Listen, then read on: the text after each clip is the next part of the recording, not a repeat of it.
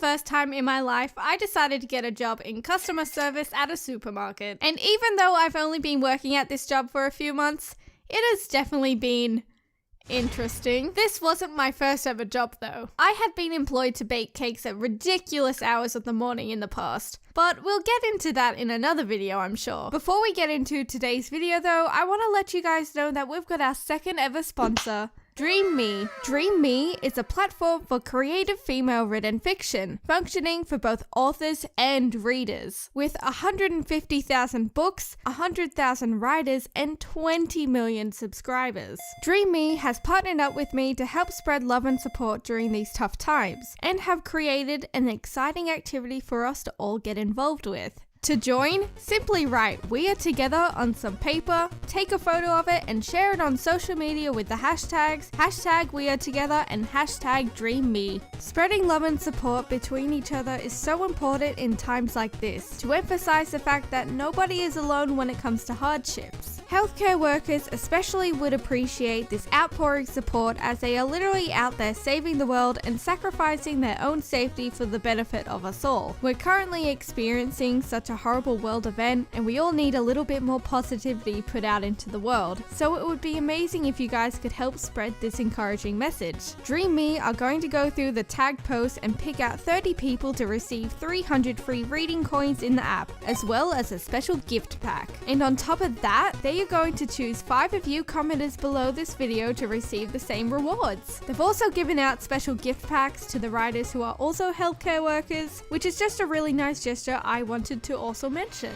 Anyway, on with the video. This customer service job was my first job that required social skills, and I had none when I blindly walked into it. Me applying for this job and me creating this YouTube channel happened at exactly the same time, and for a good reason. I probably could have invested all my time into YouTube, but I knew that I probably needed some sort of backup to support me while I was trying to make this all work. And me working at this place had turned into content, so you know. Let's call the supermarket Lols, since that rhymes with the actual name of the store and I don't want to get sued for using their awful store name. I applied for my job at Lols online, and a couple weeks later I was scheduled in for an interview. I used to hear so many horror stories about people freaking out and butchering their interviews purely on the fact of nervousness, but honestly, I felt fine. I walked in and answered all the typical job interview questions, and then we just spoke about dogs for the second half of it. I was pretty satisfied with that. Then, the week after that, I had my first shift. This is where things take a turn. I made so many mistakes. And fruit? Vegetables? How had I never heard of half of these? Excuse me? What is this? It is a Choco. Listen to this nerd. She has never heard of it before. Hey Mom? Yeah? Have you ever heard of a Choco before? Jess? I don't want to choke about it. Not only are the random names of obscure fruit hard to grasp, but trying to find certain brands of certain fruit? Wow. Let's use a really simple example here though and say apples. Do you know how many different types there are? What about mandarins? So many. When I was being trained up for the job, I accidentally pressed the wrong type of apples on the system and suddenly offended a customer. What is this garbage? You're supposed to give me a pink lady. Do you really think I want to eat a Granny Smith? What is this garbage? Just some apple-based humor for you guys. This leads me into the most important and horrifying aspect of working in customer service. The customers themselves. Strangers can be very unpredictable. Other times though, you can pretty much predict exactly what nonsense is going to come out of their mouths. There are people who get way too excited when placing their groceries on the conveyor belt and end up chucking their food all over the place. And their bags. I've been hit in the head once. We've got the old ladies. Oh, Missy, can you please do a favor for me? My arms are so weak and I can't lift my bags up. Thank you so much, young lady. You are beautiful, and I don't doubt your mother thinks the same. Legit, some old lady said that to me, and after she left, I heard her complimenting someone else. She is the definition of a blessing. On the other hand, though, some are like this. Where is my wallet? You stole my wallet. Give it back! Are you putting through my capsicum as a red, not yellow? Oh my god, I hate the yellow ones. How much is this? Something definitely smells around this area. Fix it. Hold up. How did this add up so quick? It has got to be wrong. Does this taste good? Can I please speak to Karen? I bet it doesn't. How much are the apples this week? Great, now you made it too heavy. Can you enter my PIN in for me? Please don't steal my bank details. It is a lot to handle, especially when first starting the job. Not to mention that I wore a badge stating that I was new, so you know. Give your girl a break. Also, I found out there's a lot of people like this. Hi, how are you going?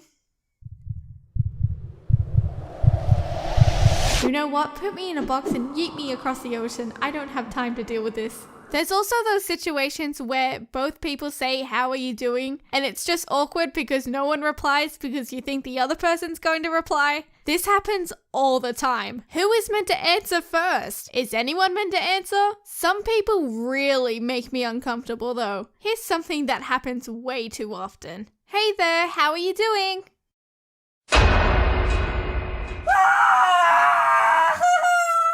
Just why? In what type of situation do you need to wink at a worker in a grocery store? Explain your reasoning for this. And what makes it worse is that it isn't just the same person doing this on repeat. Heaps of old men do it, which is disturbing. After that happens, I'm kind of just on edge and let out awkward laughs if they say anything else. Exhibit A. Exhibit B.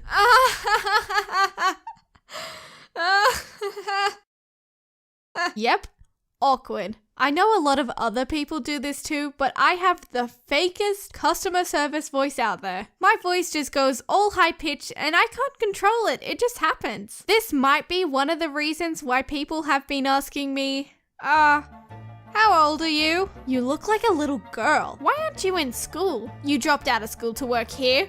Wow. Okay, some people apologize, which is cool and all, but if it were me, I wouldn't question anyone's age if you didn't know them personally. One time, a lady was so blunt and said this right to my face. 18? You look 12. Like, yeah, I get it. I'm a small person. 5'2" to be exact. And I have a baby face, so just be polite about it, please. Kids are another type of customer entirely. I have witnessed so many temper tantrums over toys and chocolate. It's almost a daily occurrence. You have got to wait until the lady scans it. If I did that when I was little, my mom would literally just put the chocolate back on the shelf passive-aggressively. You know what? You don't deserve this. My store, Lols, has done a bunch of these free toy promotions recently, where if you spend over $30 on your groceries, you get a blind bag with a mystery toy inside, and you can eventually collect them all, blah blah blah. Kids go nuts for these. Literally. I saw these two kids fighting each other for one of these cheap toys. Oh my god, is that the dog food? Yeah, can I have it? Nah. Oh my god, give it! Stop, Oh, stop! get off Stop, me. give it! Mommy, stop Give it. giving me the dog food! Kids, stop it! So anyway, those are the main types of people I come across. But there are certain types of conversations that I have to play along with multiple times a day. Being busy. Have you been busy? Oh yeah, it's crazy. You must be so tired and busy from working all day. Haha, yeah, absolutely.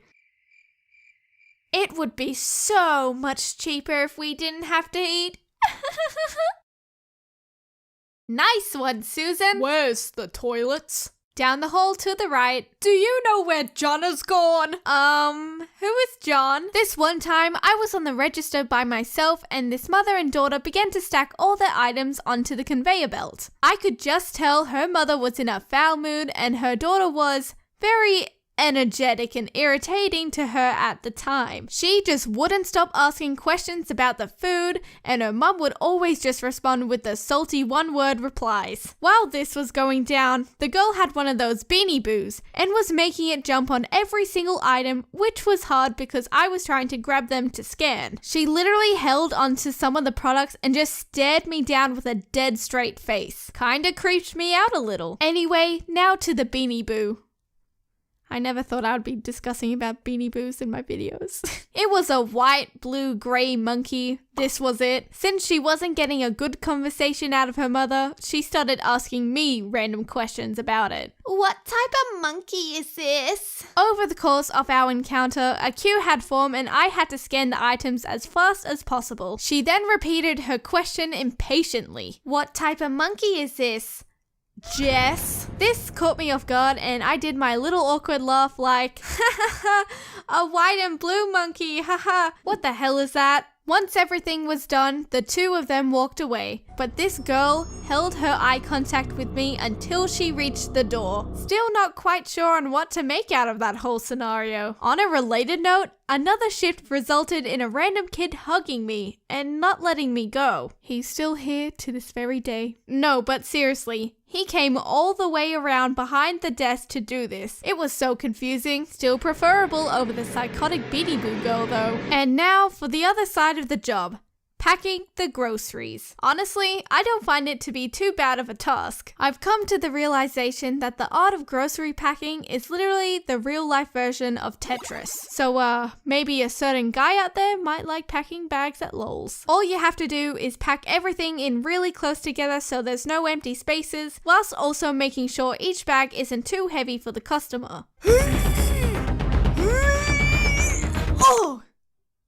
Oh my. Something I didn't expect coming into this job was that it is so easy to cut and bruise your hands from simply packing some food. The sharp edges on the plastic meat containers always manage to slice me up. Or even jamming my fingers against heavy food such as tins of dog food. That hurts a lot. And worst of them all, catching colds from people. There have been a few times where I've came home, crawled into bed, and just passed out for what felt like a century. Thinking back to when I first started working at Lols versus now, there is definitely a significant improvement in my confidence when talking to customers. Sure, I'm still not the best at it, but I was worse than a nervous wreck when I first started out. I even get to say things over the speakers of the shop now.